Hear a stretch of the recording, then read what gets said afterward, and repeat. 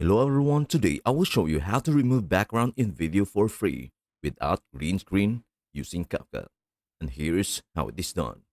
Ensure you have the CapCut app installed on your device, available for both Android and iOS.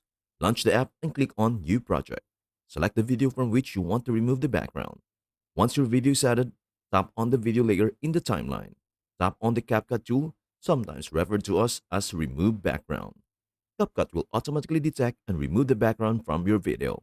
This feature works without the need for a green screen. It uses AI to identify the subject and separate it from the background. The AI may not always perfectly remove the background, especially in complex scenes. Review the output and make any necessary adjustments. If you want to replace the removed background with a new one, you can import an image or video as your background. Add the new background below your main video layer on the timeline. Once you are satisfied with the result, tap Export to save the video to your device. And that is everything you need to know about how to remove background in video for free without green screen using CapCut. Before we end, may I humbly ask you a favor? Please do like, share, and subscribe to our channel. This means the world to us.